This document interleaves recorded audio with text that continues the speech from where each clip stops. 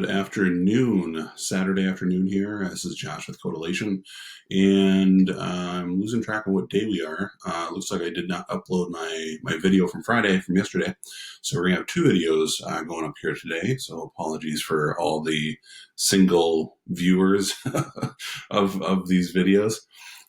Today I wanted to walk through just a little bit about kind of our wireframes and also what services we might be using to do this. Yesterday we talked about the funding sources and how we got into the Innovate ND grant program. So how we're going to be building this. And one caveat for us is that I cannot pay my team with these funds to be able to build the app. So we are going to be using some development and design services that aren't in house for this. But I wanted to walk through some wireframes to start with. We ended up purchasing a couple domains, and so I'd like everyone's opinion on which one they like. Our copywriter has coined this hashtag or this term for us of startup happy. It's the combination of code plus elation is startup happy. So we got the startuphappy.co. Someone's squatting on the .com, and they want like $5,000 to release it, so that's not happening. And the one we picked up before that is validateyouridea.co and a few other variations of it. Seems like .co is all that's left anymore. So which one do you guys like, startuphappy.co or validateyouridea.co? Let us know which one we should be using. But I'm using a tool called Balsamic, which is a wireframe tool.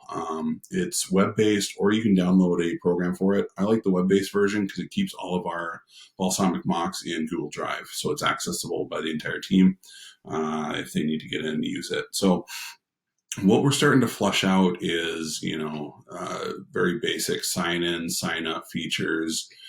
We're going to have a little bit of a kind of a hurdle to get in. We're going to ask the users that they're going to need to commit to some goals to make sure that they're invested in this product. And then we start going into kind of some onboarding pieces. This is just a lot of getting placeholders in so we can start seeing how many screens are we going to need to build out, who's going to be doing the design work, what do we need to get to them. If we can get into the meat and potatoes of it here, there's not much really to show.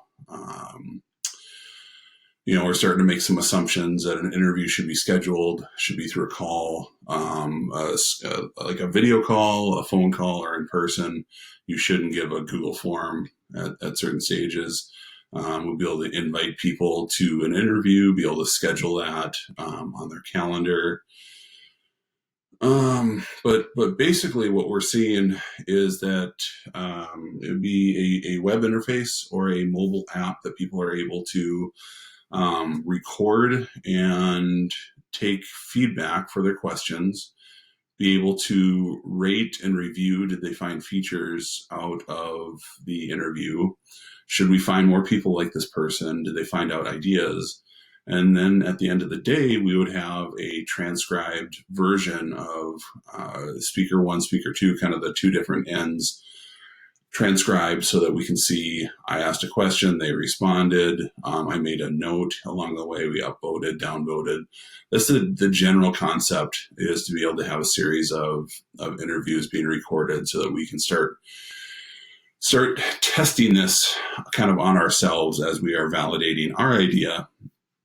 And a little meta there of we're building a tool to validate our idea so that we can validate our idea. So we're starting to get through some of these wireframes. I'm starting to get a little worn out with some of the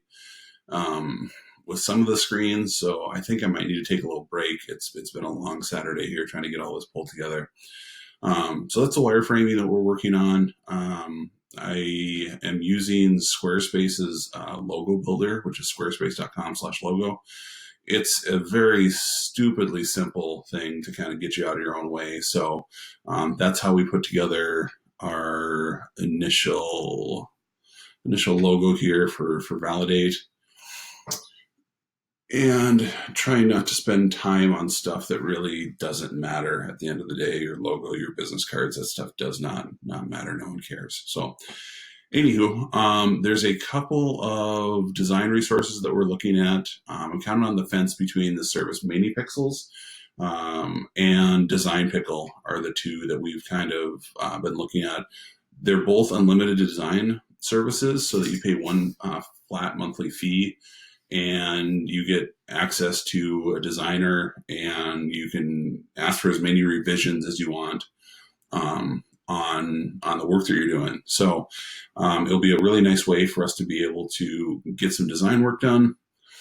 What we're going to be starting with them is the user interface and really just starting to get components put together to get a general feel for the app. So as we continue to flush out our wireframes, if we can get a feel being put together first, and then once we've got the wireframes flushed out, we can just give them the entire wireframe doc and just say, create all of these views for us. And then on the development side, we at Codelation, we use a little bit of JavaScript frameworks on the front end, and then our backend server language is Ruby on Rails. And so there's a couple companies we're looking at. Big Binary is one that we've talked to a couple times. We actually have a project in flight with them at Codelation right now. And so they do Ruby on Rails and a couple JavaScript frameworks, React. And what's interesting to me about these guys is that they do React Native. So that would give us the option to build out a iOS and Android app without having to go to a different, vendor to get that done. And it would be developed in Ruby on Rails, which is our sweet spot. So we'd be able to maintain it going forward. The other one that we've talked to at Codelation is TopTool, which is top 3% of freelance talent.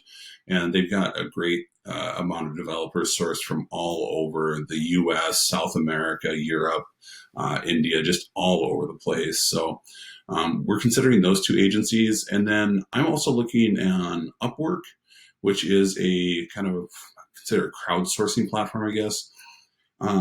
What it does is helps us find freelancers to fulfill on kind of small one-off jobs. I've used it for some like bookkeeping work, for virtual assistant.